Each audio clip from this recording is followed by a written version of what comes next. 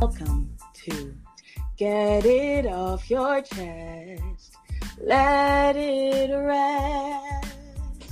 Welcome to my podcast, everybody. My name is Jasmine Barnes Sampaio, and today I have a lot of things that I want to get off my chest, but today's conversation is, I feel, a very needed conversation, especially in the Jamaican/Caribbean society. And today I'm not alone, which is a good thing, because I feel like this conversation needs to be had with not just me talking to myself.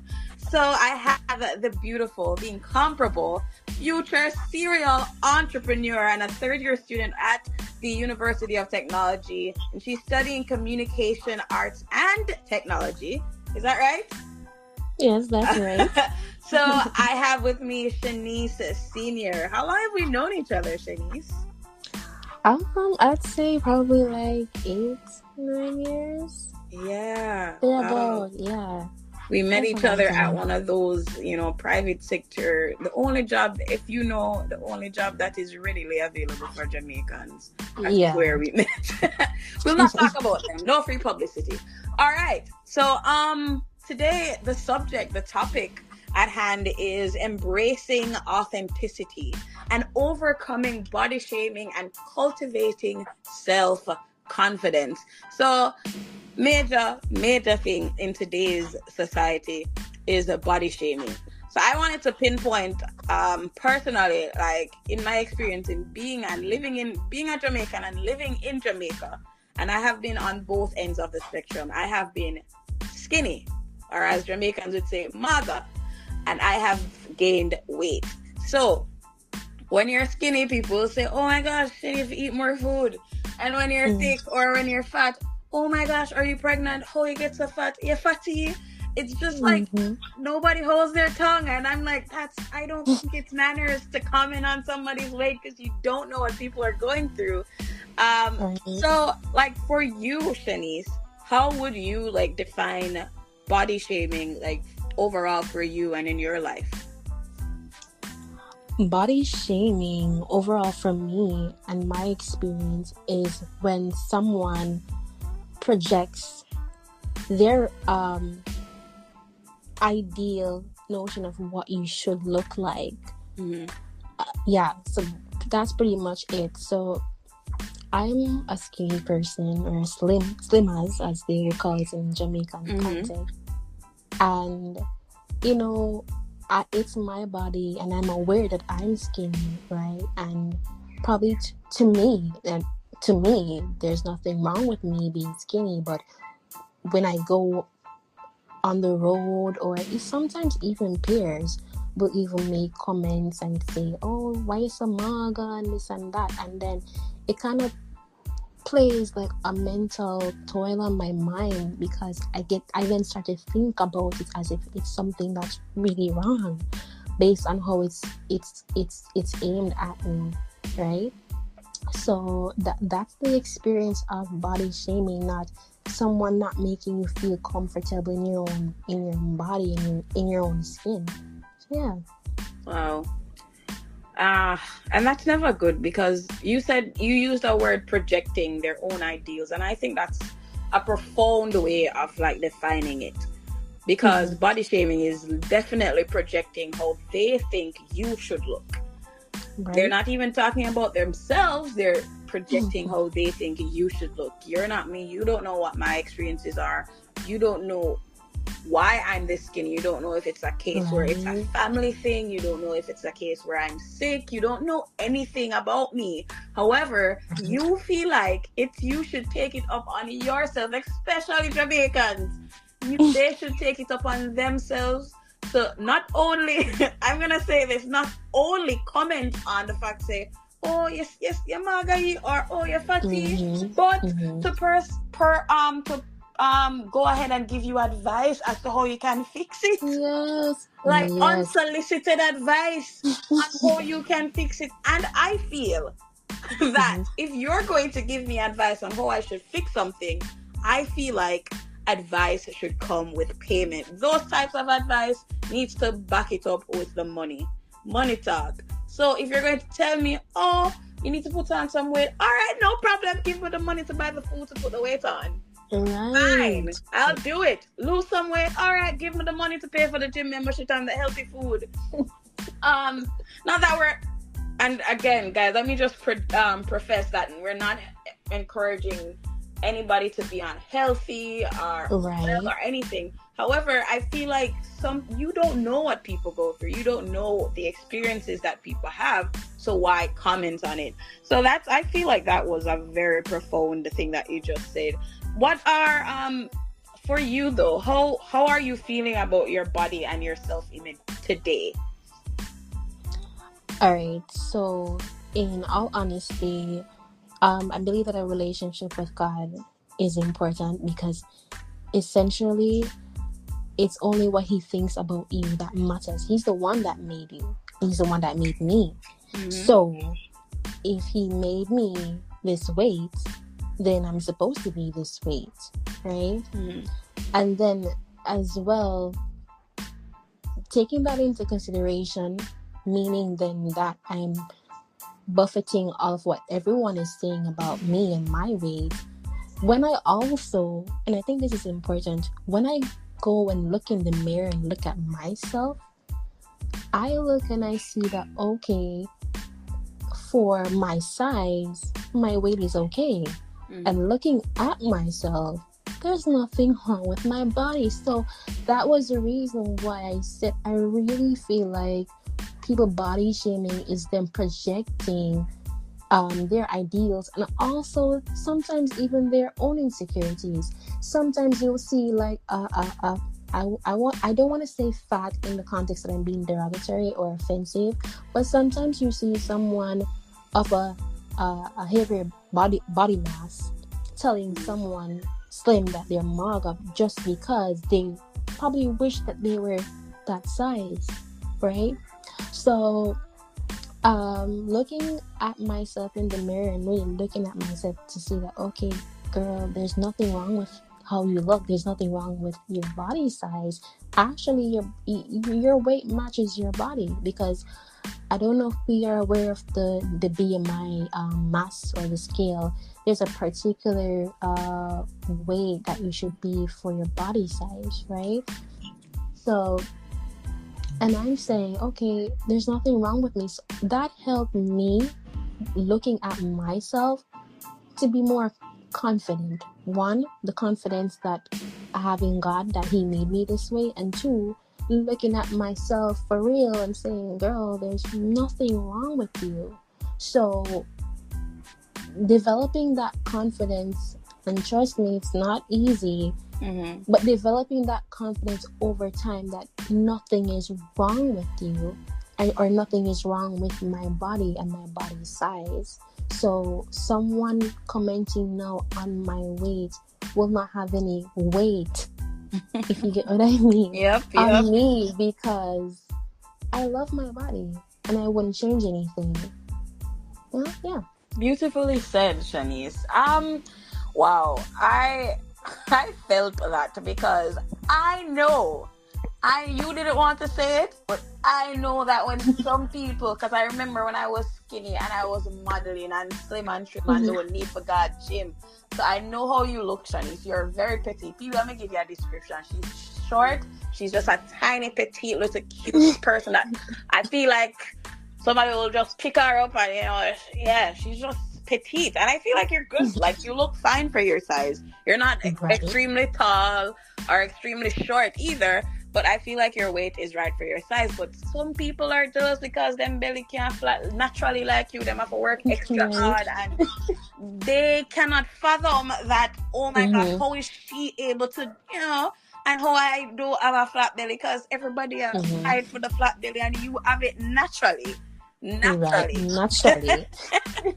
I think that sometimes, like you said, projecting, because they don't have what you have, and what you said, like God, and God has created us in his own image, and he has created us in his own image and his own likeness. This is how I'm supposed to look. Right. So if he created me in a certain way, then who are you? You're not God. Who are you to tell me how I'm supposed to look? And this is since I've known myself, this is how I've looked. And Jasmine, just to also highlight something that could be a factor on social media, this is all that we see. We see they portray what a perfect body should look like, right?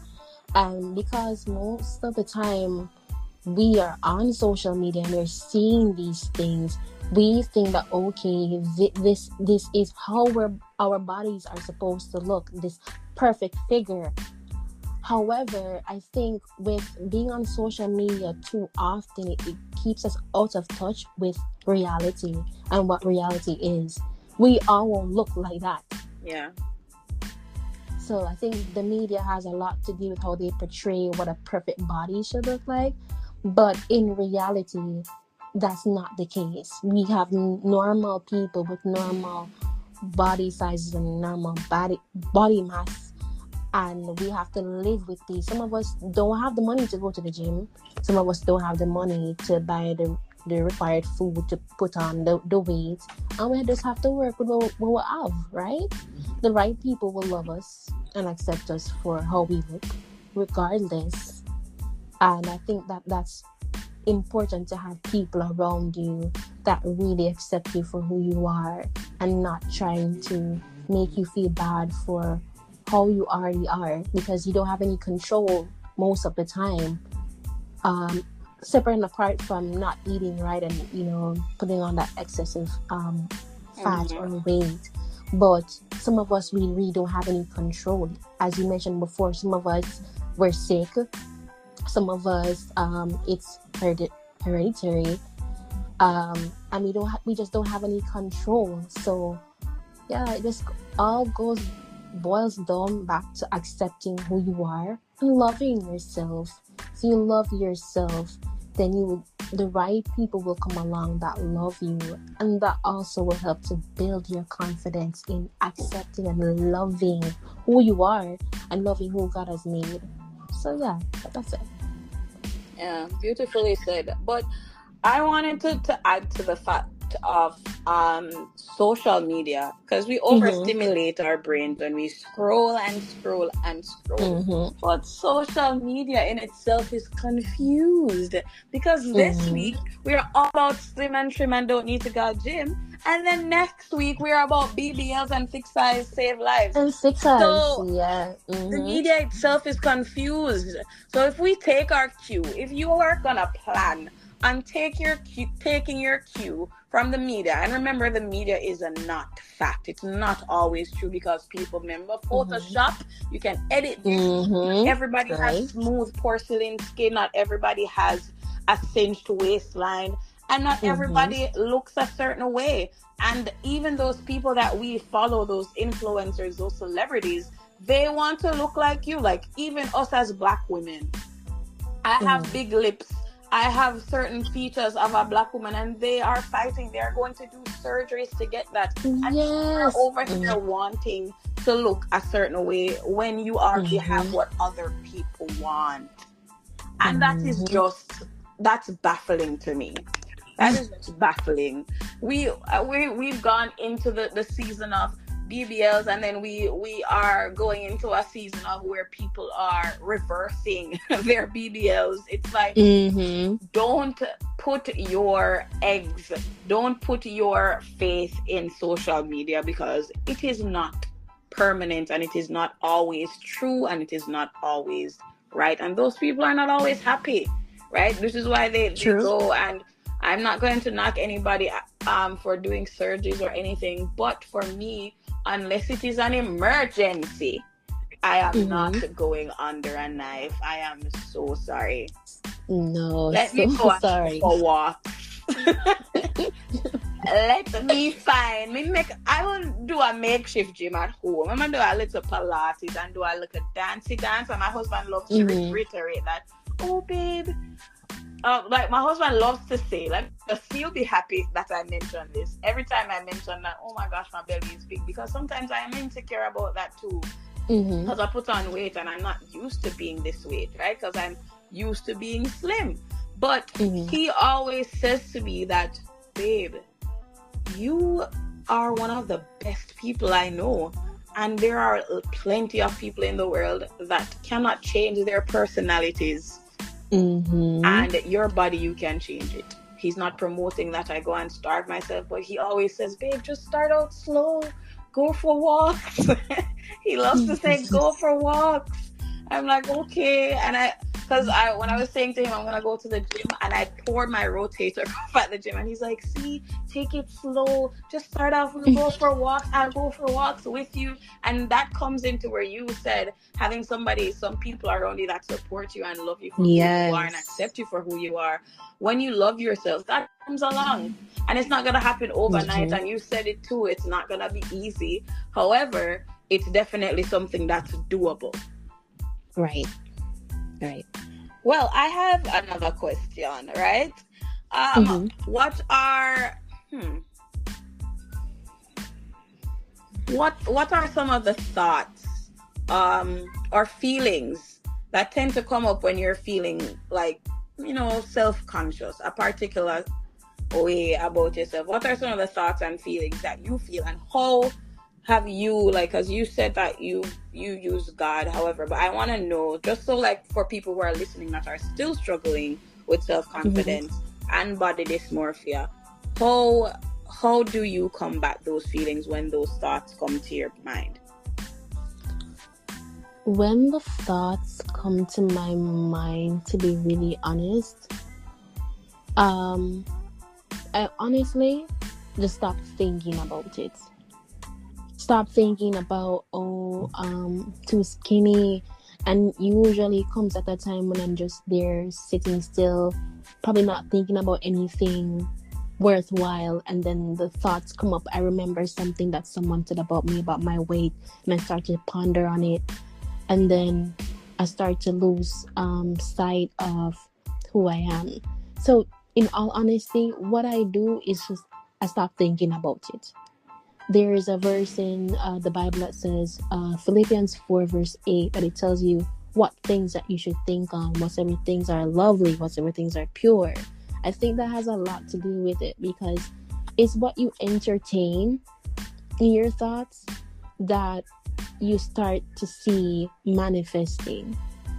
So for me, in all honesty, I just stop thinking about those thoughts and recenter myself in what is true, because I also have to take into consideration that what people are saying is not true. Yeah. Leading back to the truth that I know about myself and recentering myself, that helps me to combat the thoughts. Not thinking about the thoughts and thinking about what is the truth. So basically replacing the bad thoughts with good thoughts. Yes. Right. So I think that's good, because that comes in with, like, daily affirmations and telling yourself good things. And it's almost like you're tricking your brain into believing. Fake it till you make it. So you trick your brain, because sometimes people ask me, like, what do you mean about, like, affirmations? Do those even work? But they do. Like, I literally have tricked myself into being happy, because I feel like a lot of things are a choice. So I have tricked my brain many times. So affirmations do help. I wanted to also ask, because I remember we were talking earlier and you said that there's so many things that you want to do. You want to write your own books. You want to do, like, you want to do talks, and you want to, like, build your own business and encourage young women. So what I wanted to ask, like, have you ever thought of, being an advocate for, like, how would you, I guess, go about promoting body positivity, inclusivity, and challenging societal beauty standards and embracing diverse body types? I know that social media is doing not the best job at it, but there are a lot of people out there promoting body positivity on either end of the spectrum. However, you're a petite person, you're slim. but I don't think people see you as somebody who should be on that end of the body shamed spectrum because you're slim, right? So people body shame most of the time. I think when people think of body shaming, they think of fat people, but they do body shame slim people because I have personal experiences, so I know that it's true. So how would you would you do it, and how important is it for us to promote body positivity and inclusivity? All right, so starting small, having friends or people around that I would know that they have confidence issues in terms of their body weight and their body mass, or even how they overall look, or how they look overall. What I would do is start by encouraging the people that are around me that are having those struggles, right? With that, also forming groups or seeking out groups that are for that change, of signing up for people who want to, let the world or let people know about body shaming, being confident in yourself, and spreading the word. Social media is also a tool that I would use. Making daily references to my experiences. As you mentioned before, people think that when they think about body shaming, they think that are only, I want to say quote unquote, I don't want to say fat people, but let's just be real. Only fat people are body shamed, but slim people are body shamed as well. And making it publicly aware on social media, being that advocate, as you mentioned, for being body conscious and loving your body and loving yourself. Because at the end of the day, in all honesty, as you made reference to just a short while ago, that you do have people who are making changes to their body to fit the narrative, and then they end up trying to find ways to reverse that because they realize what they have done to themselves is destructive. So putting myself out there, a lot of people don't want to risk putting themselves out there because of the backlash, but to be an advocate means you have to put yourself out there. So that's what I would do. So those are some of the things that I would do personally. Nice. I agree. Like, and it's not ever easy to put yourself out there, because when you put yourself out there, it's for more discrimination, especially with social media. So it's more you're putting but you sound like you've gotten to that place where you're confident enough to I don't really care what anybody has to say because I am happy in the skin that I am in. I have a couple more questions. Let me see. Like, how would you say, for example, how would it be if you weren't confident about, like, would it be like, I just want people to visualize that persons who are actually out there body shaming people, I want them to have a visual idea of how it has impacted people and how severe it can be mentally and emotionally on someone. So I want you to describe to me a time when you did not feel good in your skin, and when people did body shame, you took that to heart, if you ever did, and how badly you reacted to it, if you did react badly to it. Because I want people to understand that words they're powerful. They have effect. They have effect. Yeah. So I want to know how that has impacted you. Alright, so I'm glad that you asked that question because I've had experiences. So how it made me feel in the moment, I felt small. I felt like I didn't have any value. I felt like I wanted to hide because here I am standing in front of someone and their body shaming me. I want to collapse into the ground like my small runway, right? Because of how I feel. Also, psychologically, it's playing in my mind all the time. So, if I'm not a strong person to say, all right, I'm going to stop thinking about it, I'm going to be thinking about it repetitively. And what happens is that no, I'm trying to think about ways I can gain some weight. So what I have done personally, I would go and tried Peritol, tried Tresorix. I would go about trying to see what I can buy to put on some weight so that. So those things, sorry to interrupt you. For those who might not know what those things are that you tried, what are they? Those are pretty much weight gain supplements that you can get over the counter at any pharmacy. And did they work? They worked. But as soon as you stop taking them, the weight goes away. Apitamin, you name it, I took it. As soon as you stop taking them, the weight goes with it. So that's what happens. I think about it. I want to do something about it. It's affecting me. I feel a way. I even sometimes have a nervous breakdown. It was that bad. I felt like I had to do something about it. And even so, if I felt like it wasn't enough, if I wasn't strong, it could possibly lead to suicide. Because remember, this is how I look. And if I'm around people that don't appreciate me and value me, then I'm gonna feel like, what is the purpose? Why do I even exist? Because it has a negative effect. It's not good. You even sometimes have trouble sleeping at night because you're thinking about what people are saying. You lose weight. Sometimes you lose. At that time, you lose weight. At that time, you lose weight. It's stressing. Yes. So yeah, that's the experience. That's what it's like. Yeah.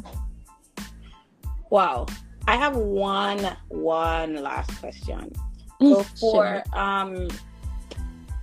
for like, I want you to give some replacement words, especially for Jamaicans, because separate and aside from what our grandparents would say, if you don't have no good for say no at all. If you don't have anything good to say, don't say nothing. But what are some good replacement words that you've used? Instead of saying, if you see somebody in a long time, or if you see somebody and they look a certain way, what is a positive replacement instead of, oh, you put on so much weight, or you're fatty, or oh, you're so slim? Like, what would you recommend? Because maybe some people just say things without thinking. So maybe we just need to give suggestions and plant those seeds in everyone's brain, to see if they can have something to replace it with something positive for the next person that they see. Wow, I feel like I've been placed on the spot because, in all honesty, I am not one of those persons who would see someone and say, oh, you're fatty.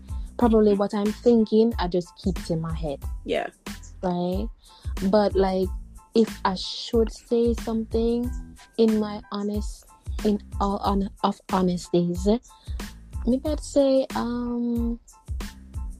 you look, I don't want to say even, I don't know. It's like everything that I'm thinking about saying kind of would sound away. So if I said something like, you look different, or I like how you look, I like this version of you. I like that. Yeah, you were put on the spot, but I love that last one. I like this version of you. Whoa. I think when we're placed on the spot, we come up with our best work. I like this version of you. I'm gonna start using that. I'm gonna use that with myself. I look in the mirror and I'm gonna say, Jasmine, I love this version of you. I'm gonna start using that. I don't know, Shanice. I feel like that is profound. It was a pleasure. It was such a pleasure having you on today. And I wanted to close off by really just saying, that body shaming, obviously, based on what we've said, it is never okay. And it has a psychological and emotional toll on people. And when people are depressed, they can put on weight and they can lose weight. It's never okay to comment on something about somebody, how someone looks, in a negative light. I've gone through situations where people tell me that I'm black like tar. But these days, I feel like walking with confidence, and confidence definitely makes a difference. Walking with confidence has definitely changed the narrative in a lot of settings for me, because now what I hear more of is, yo, African queen, you're black and pretty, I never see anything like you yet. And I love hearing that. I love walking on the road and hearing, oh gosh, they don't make women like you anymore. Because you're black and pretty. And I feel like even like with that, there's so many positive things that Jamaican can say instead of, oh, you have some instead of saying that, oh my gosh, you see your friend on the road, yo, my friend is slim and trim and a need for their gym, I had have the man, the body with the man, the man over. Like some things that will boost your confidence, bring it down. I feel like that is definitely important, and it's a conversation that we need to continuously have, to not only remind other people, but remind ourselves and to catch ourselves when we're being negative to other people, because placing that is definitely, again, projecting, because we might be jealous of something that they have. And if we're projecting, that means that we need to also do some self-evaluations, right? Yes. And surround yourself with people that uplift you. And if it's a case where they're not uplifting you, then there's nothing wrong with snipping them from the group that you're in, or pinpointing to them, just point out to them that, hey, this is not something that is okay for you to say. Maybe we can do it another way. And if it's a thing that they continue to do, then I guess it is time for us to part ways, because life is too short to have people around you that are not adding value to your life. So Shanice, it was a pleasure. It was a pleasure having you on. Thank you. I wanted to ask if you have any other thing that you wanted to say, any encouragement that you wanted to leave with somebody, people that are like you. Yes. Getting to this point of confidence was a journey. It was never easy. But the starting point for me was the truth, which is only what God thinks of you matters. I didn't.